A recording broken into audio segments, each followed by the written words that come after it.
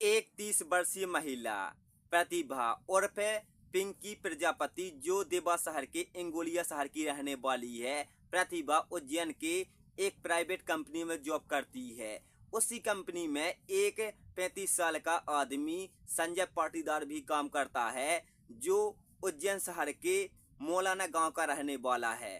संजय पाटीदार पहले से ही शादीशुदा होता है और उसकी पत्नी और बेटी मौलाना गांव में ही रहती है। तो संजय अपनी पत्नी को बोलकर आया था कि वह उज्जैन में एक प्राइवेट कंपनी में जॉब कर रहा है, तो वो कुछ ही महीनों के बाद घर वापस आएगा। लेकिन यहाँ पर प्रतिभा की दोस्ती संजय पाटीदार से हो जाती है और दोनों की दोस्ती गहरी हो जाती है। साथ ही दोनों काम करते हैं। लेकिन एक दिन प्रतिभा संजय को प्रपोज करती है। तो यहाँ पर संजय पाटीदार अपने बैकग्राउंड के बारे में प्रतिभा को नहीं बताता है कि वह शादीशुदा है, साथ ही उसकी एक बच्ची भी है। तो यहाँ पर संजय प्रतिभा का प्यार एक्सेप्ट कर लेता है और दोनों एक दूसरे से प्यार करने लगते हैं। लगभग साथ ही काम करते हैं और दोनों कई महीनों तक एक दूसरे से प्यार करते हैं। साथ ही वो कंपनी छोड़कर संजय और प्रतिभा दोनों एक दूसरे से बहुत प्यार करते हैं और दोनों लिव-इन में रहने लगते हैं। लेकिन इन उज्जैन में वो लिव-इन में नहीं रह पाते हैं, तो वो दोनों उज्जैन छोड़कर देवास आ जाते हैं, जहां पर वो वृंदावन धाम कॉलोनी में एक कमरा किराए से ले लेते हैं। तभी उस कमरे का मालिक धीरेन्द्र श्रीवास्तव संजय पाटीदार से पूछता है कि तुम दोनों शादीशुदा हो। तो यहाँ पर संजय हाँ बोल देता है और कहता है कि हमने हाल ही में शादी की है और हम देवास में एक कंपनी में जॉब करते हैं। तो हमने सोचा गांव से कौन रोज रोज आता है, हम यहीं पर रूम ले लेते हैं और हमारी अभी नई नई शादी हुई है, तो हम दोनों एक रूम लेकर दोनों साथ रहते हैं। तो यहाँ पर धीरेन्द्र श्रीवास्तव उन दोनों को रूम दे देता है और धीरेन्द्र श्रीवास्तव जो इंदौर शहर में रहता है और संजय उसको हर महीने ऑनलाइन ही पैसे भेज देता है कमरा का किराया। लेकिन यहाँ पर धीरेन्द्र श्रीवास्तव को दोनों पर शक नहीं होता है कि दोनों लिव-इन में रह रहे हैं। साथ ही उनके पड़ोसियों को भी इन दोनों के ऊपर कोई शक नहीं होता है कि इन्होंने अभी तक शादी नहीं की है। दोनों एक दूसरे से प्यार करते हैं और दोनों लिव-इन में रह रहे हैं। तभी कई महीने बीत जाते, संजय अपनी गर्लफ्रेंड प्रतिभा को अपनी शादी के बारे में नहीं बताता है कि उसकी पत्नी और बेटी जो मौलाना गांव में रहती है, इसका कोई जिक्र प्रतिभा के साथ नहीं करता है।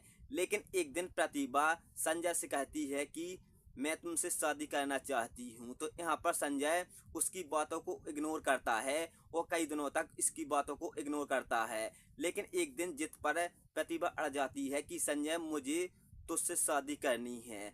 तो संजय यहाँ पर उसके साथ झगड़ा कर लेता है और दोनों का झगड़ा कई दिनों तक चलता है। लेकिन यहाँ पर प्रतिभा नहीं मानती है और वह शादी का ठान लेती है। वो कहती है प्रतिभा संजय से कि मैं शादी सिर्फ तुमसे ही करूँगी। तो यहाँ पर संजय उससे डरने लगता है और उससे कहता है कि मैं अभी शादी नहीं करना चाहता हूँ। लेकिन यहाँ पर प्रतिभा लगातार उस पर दबाव बनाती है। तो संजय एक दिन अपने दोस्त के घर जाता है। दोस्त का नाम विनोद होता है और संजय अपने दोस्त के साथ सारी बातें शेयर करता है। वो कहता है कि मैं एक दुविधा में फंस चुका हूँ। तो यहाँ पर विनोद संजय से कहता है कि तू उसको रास्ते से हटा दे। फिर संजय अपने दोस्त विनोद को अपने रूम पर लेकर आता है और प्रतिभा को समझाने के लिए कहता है। लेकिन प्रतिभा नहीं मानती है और उस पर लगातार जिद और दबाव बनाती है कि मुझे शादी करनी है। फिर संजय गुस्से में आ जाता है और प्रतिभा का गला दबाने लगता है। साथ ही विनोद प्रतिभा के हाथ पैर पकड़ लेता है और संजय उसका गला दबाकर उसकी बेरहमी से हत्या कर देता है। हत्या करने के बाद विनोद और संजय दोनों एक प्लान बनाते हैं और प्रतिभा की लाश को एक बैग में पैक कर देते हैं। पैक करने के बाद सोचते हैं कि इसके लाश के साथ क्या किया जाए। फिर विनोद कहता है कि तेरे घर में फ्रिज है, तू इसकी लाश को उसी फ्रिज के अंदर रख दे और ये रूम खाली कर दे। साथ ही कुछ दिनों के लिए तू अपने गांव चला जा और दोनों रूम बंद कर देना और कह देना मालिक से कि मैंने दोनों रूमों में कुछ जरूरी सामान रखा है, इसलिए मैं उनका भाड़ा तुम्हें हर महीने देता रहूँगा। तो संजय ऐसा ही करता है। दोनों उसकी लाश को एक फ्रिज के अंदर रख देते हैं और उस फ्रिज को कपड़े से बांधकर एक कोने में रख देते हैं और दोनों रूमों का ताला लगाकर दोनों गांव भाग जाते हैं। साथ ही संजय पाटीदार मालिक धीरेन्द्र श्रीवास्तव को कॉल करता है। वो कहता है कि मैंने रूम छोड़ दिया है, साथ ही मेरे 2 रूम बंद हो रहेंगे जिसमें दोनों में मैंने ताला लगा दिया है। उसमें मेरा कुछ ज़रूरी सामान रखा है, मैं उसको कुछ दिनों के बाद वापस ले जाऊंगा, अभी उनको वहीं पर रखने देना। साथ ही तुम रूम किसी को नहीं देना, मैं हर महीने आपको पैसे भेजता रहूंगा। लगभग 10 महीने बीत जाते हैं। संजय पाटीदार उन दोनों रूमों का भाड़ा धीरेन्द्र श्रीवास्तव को हर महीने टाइम पर भेजते रहता है। इस घटना को लगभग 5 महीने बीत जाते हैं। तभी एक नया किराएदार लखबीर सिंह रूम भाड़े के लिए वृंदावन धाम आता है, जहां पर एक पड़ोसी उससे कहता है कि ऊपर वाला रूम खाली है, तो ऊपर जाकर देख ले। जैसे ही लखबीर ऊपर रूम देखने के लिए जाता है तो उसको एक रूम खाली नजर आता है, बल्कि 2 रूमों में ताला पड़ा हुआ था। तभी लखबीर सिंह रूम के मालिक धीरेन्द्र श्रीवास्तव को कॉल लगाता है और कहता है कि मुझे रूम चाहिए। तो उसके अगले दिन धीरेन्द्र श्रीवास्तव इंदौर से देवास आ जाता है और उनको रूम दिखाता है। जिन 2 कमरों में ताला पड़ा हुआ था उनकी चाबियां घर के मालिक और किराएदार के पास, संजय पाटीदार के पास थी।